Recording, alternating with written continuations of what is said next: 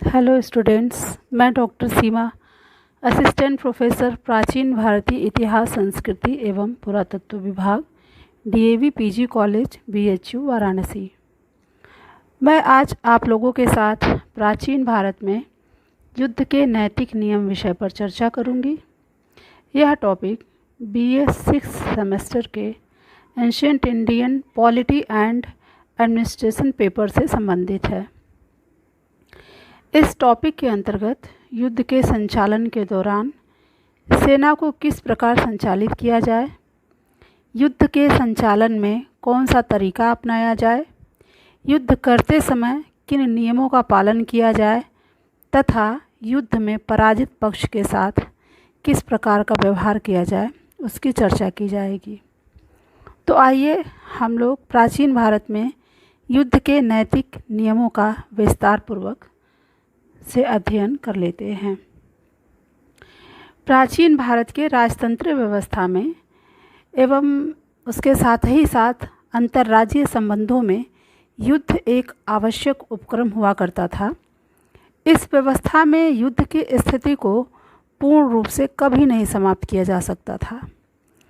प्राचीन भारतीय राजतंत्रीय व्यवस्था में युद्ध एक निरंतर प्रक्रिया थी, जिसमें प्रत्येक राज्य किसी न किसी रूप में उलझा रहता था। राज्य की संपूर्ण शक्तियाँ युद्ध की तैयारी करने या फिर युद्ध करने अथवा युद्ध का प्रतिकार करने में ही संलग्न रहती थी। प्राचीन भारत में एक राज्य की सुरक्षा दूसरे राज्य के लिए आक्रमण हुआ करती थी। इस प्रकार से युद्ध एक आवश्यक प्रक्रिया हुआ करती थी। प्राचीन ग्रंथों में युद्ध के क्रियान्वित रूप का विस्तृत स्वरूप प्राप्त होता है। जैसे कि जो पहला स्वरूप प्राप्त होता है कि सेना का संचालन किस प्रकार से किया जाए, दूसरा युद्ध के संचालन का कौन सा तरीका अपनाया जाए, या फिर तीसरा युद्ध करते समय किन नियमों का पालन किया जाए, और चौथा जो स्वरूप था वह ये था कि जब युद्ध में एक पक्ष पराजित हो जाए तब उस पराजित राज्य के साथ किस प्रकार का व्यवहार किया जाए। तो इन सभी बिंदुओं को हम लोग क्रमशः एक एक करके इनका अध्ययन कर लेते हैं। तो जो पहला युद्ध के नैतिक नियम का या युद्ध के नियम का जो पहला स्वरूप था वह था सेना का संचालन। तो युद्ध करने के लिए सेना के चढ़ाई करने के संबंध में मनु महोदय का कहना है कि युद्ध के लिए निकलने से पूर्व सेना को अपने राज्य की सुरक्षा की समुचित व्यवस्था कर लेनी चाहिए। साथ ही साथ यात्रा के समय आवश्यक सामग्री साथ ले लेनी चाहिए और अपने गुप्तचरों को मार्ग में नियुक्त कर देना चाहिए, जिससे समय समय पर जो विरोधी शत्रु है उसके बारे में या फिर आने वाले अनजान खतरों के बारे में सूचना मिलती रहे। इसके साथ ही साथ जो रास्ते हैं अथवा मार्ग हैं उनके प्रकारों एवं आवश्यकता अनुसार उन मार्गों को देखते हुए व्यूह का निर्माण करना चाहिए।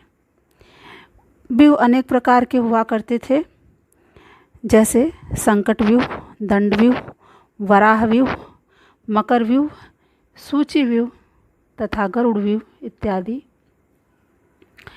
सेना इनमें से आवश्यकता अनुसार किसी भी व्यूह को अपना सकती थी, किंतु राजा को सदैव ही पद्म व्यूह रचकर चलना चाहिए था।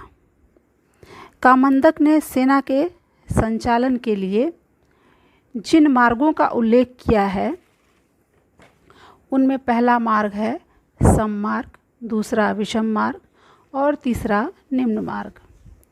सम भूमि से अश्वों द्वारा तथा विषम और जलपूर्ण एवं पर्वतीय भूमि पर हाथियों द्वारा आक्रमण किया जाना चाहिए। जो युद्ध का दूसरा नियम था वह था युद्ध का संचालन किस प्रकार से किया जाए। तो इसके अंतर्गत युद्ध के संचालन के संबंध में मनु का मानना है कि जब सेना युद्ध स्थल पर पहुंच जाए तो आवश्यकता अनुसार उसे कई टोलियों में विभाजित कर देना चाहिए तथा प्रत्येक टोली का नामकरण भी कर दिया जाना चाहिए ताकि उनको आज्ञा देने में किसी प्रकार की असुविधा न हो।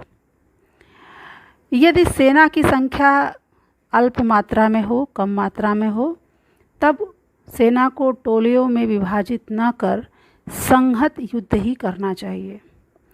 मनु का आग्रह है कि सेना को व्यूहों का आश्रय लेकर ही युद्ध करना चाहिए। शत्रु को भारी प्रकार से घेर कर, उसे अच्छी तरह से घेर कर उसका उत्पीड़न किया जाना चाहिए और साथ ही साथ उसके जल, अन्न, चारा, ईंधन इत्यादि भंडार के साथ साथ अन्य जितने भी उनके सुविधा से संबंधित स्रोत हैं उनको नष्ट कर दिया जाना चाहिए। और रात्रि में भी शत्रु को अनेक प्रकार से तंग किया जाना चाहिए। युद्ध का जो अगला नियम था वह था कि युद्ध करते समय कुछ नियमों का पालन करना होता था। तो भारतीय जो हमारे धर्म ग्रंथ हैं उनमें जो कूट युद्ध और तुषड़ी युद्ध को छोड़ करके ये युद्ध के प्रकार हुआ करते थे, जैसे कि अन्य अनेक प्रकार हुआ करते थे, धर्म युद्ध, कूट युद्ध, तुषड़ी युद्ध, इस तरीके से। तो जो कूट और तुषड़ी युद्ध थे इनको छोड़ करके जो शेष युद्ध, सामान्य युद्ध हुआ करते थे, इंक्लूडिंग जो धर्म युद्ध हुआ करता था, इनके संचालन में कुछ नियमों का पालन करते हुए युद्ध करने की, युद्ध लड़ने की बात की गई है। इस संबंध में मनु ने युद्ध में छल कपट तथा धूर्तता का आश्रय लेकर के अपने विपक्षी योद्धा अथवा शत्रु को मारने का निषेध करते हैं। मनु ने कुछ परिस्थितियों अथवा नियमों का वर्णन किया है जिनमें कि युद्ध स्थल में से व्यक्ति को नहीं मारना चाहिए। तो ये परिस्थितियाँ कौन कौन सी हो सकती थी? तो जो इनमें पहली जो परिस्थिति थी वह थी समर्थ योद्धा से ही युद्ध करना चाहिए। यदि किसी से हथियार अथवा वाहन छूट गया हो तो ऐसे उसकी स्थिति का लाभ उठा करके उसे मार नहीं देना चाहिए। जो दूसरी परिस्थिति थी, जो दूसरी कंडीशन थी जिसमें कि शत्रु को नहीं मारना चाहिए था, वह कंडीशन थी शत्रु को असावधानी अथवा अचेतावस्था में भी नहीं मारना चाहिए। पहले शत्रु को सचेत करें तब युद्ध प्रारंभ करें। युद्ध न करने वाले को भी नहीं मारना चाहिए। यदि कोई पराजय स्वीकार करके आप विजयी राजा का शरणार्थी, योद्धा का शरणार्थी हो जाता था तो वह भी अवध्य होता था। युद्ध से भागने वाले अथवा डरे हुए व्यक्ति को भी नहीं मारने का विधान किया गया था। मनु ने युद्ध को वीरता प्रदर्शन की एक क्रिया माना है, अतः वे युद्ध में हर प्रकार के छल कपट से दूर रहने का निर्देश देते हैं। युद्ध के नियमों के संबंध में भीष्म ने भी धर्म युद्ध के कुछ नियमों का उल्लेख किया है, जिनमें कि राजा का युद्ध जो है राजा से ही होना चाहिए, अन्य किसी व्यक्ति को राजा के समक्ष युद्ध के लिए नहीं प्रस्तुत होना चाहिए। जो दूसरी कंडीशन है वह है शरणागत का वध कभी नहीं करना चाहिए। तीसरा है शस्त्रहीन तथा वाहनहीन पर प्रहार नहीं करना चाहिए।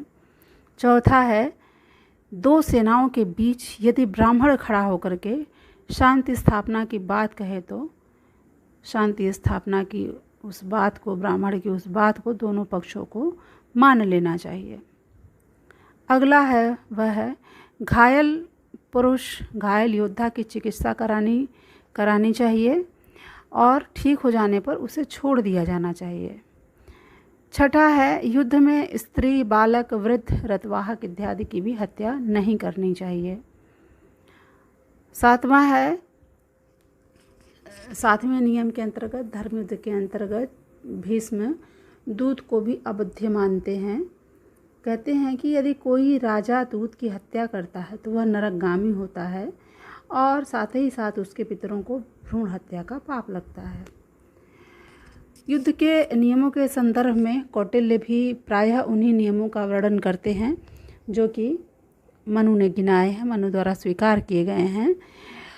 युद्ध के नियमों के संदर्भ में कौटिल्य का कहना है कि जब युद्ध प्रारंभ हो रहा हो तो अग्नि का प्रयोग कभी नहीं करना चाहिए, क्योंकि अग्नि विनाश का ऐसा साधन है जो कि उचित और अनुचित का भेद करना नहीं जानती है। युद्ध के नियमों के अंतर्गत जो चौथा नियम था वह था कि पराजित युद्ध में जो पराजित पक्ष हो जाता था उसके साथ विजयी राजा का व्यवहार किस प्रकार से होना चाहिए। इसके अंतर्गत जब युद्ध में किसी एक पक्ष की जीत होती थी और दूसरा पक्ष पराजित हो जाता था, तब युद्ध के बाद उन दोनों राज्यों के बीच में कैसा संबंध होना चाहिए और साथ ही साथ पराजित राज्य एवं राजा के प्रति किस प्रकार का व्यवहार करना चाहिए, ये बातें लेखनीय है। इस संदर्भ में जो हमारे धर्मशास्त्रकार हैं उनका कहना है कि विजेता को चाहिए कि वह विजित राज्य के लोगों की धर्म परंपरा एवं मर्यादाओं को मान्यता दे। विजित राज्य के व्यक्तियों का धन से सत्कार करना चाहिए तथा उस राज्य में अच्छे शासन की व्यवस्था करनी चाहिए। विजित राज्य को अपने राज्य में न मिलाने की भी बात कही गई है।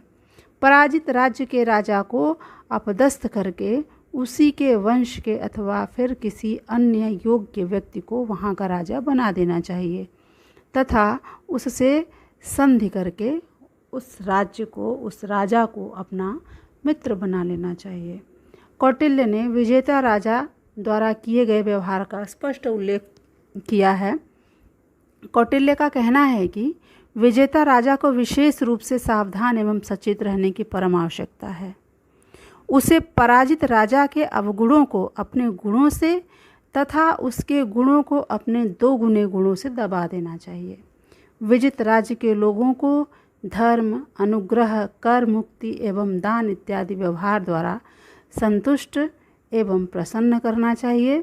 विजेता राजा को चाहिए कि वह विजित राज्य की जनता के अनुकूल ही वेशभूषा एवं भाषा का व्यवहार करे।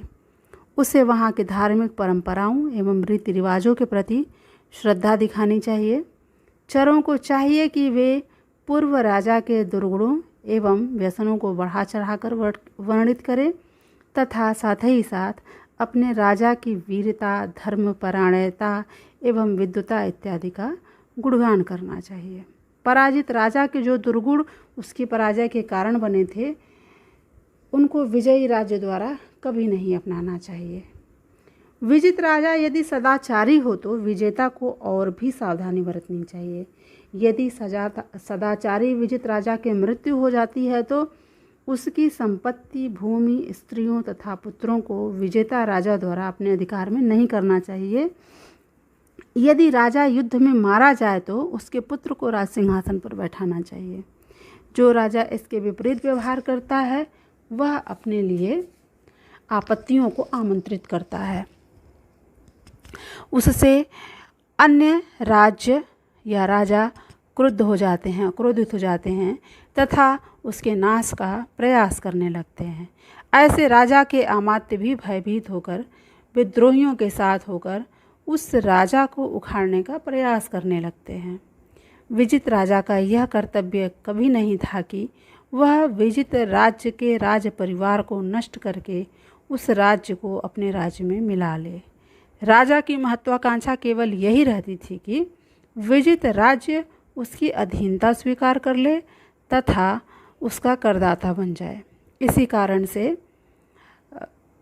यह आग्रह किया जाता था कि यदि जीते हुए राज्य का राजा कुलहीन है तो उसके निकट के ही किसी व्यक्ति को राजा बनाया जाए। इस प्रकार से हम देखते हैं कि प्राचीन भारतीय आचार्यों ने युद्धों को यथासंभव मानवीय बनाने का प्रयास किया और इसी प्रयास में युद्धों से संबंधित कुछ नैतिक नियम बनाए, अनेक प्रतिबंध लगाए गए तथा इससे संबंधित अनेक व्यवस्थाएं बनाई गईं। युद्धों के साथ ही साथ धर्म शब्द भी लगाया गया क्योंकि यह धार्मिक तथा नैतिक आचारों के अनुसार संचालित किया जाता था। प्राचीन भारतीय युद्ध की नियमावली की परंपरा आज आधुनिक समय में भी अनेक रूपों में देखने को मिलती है।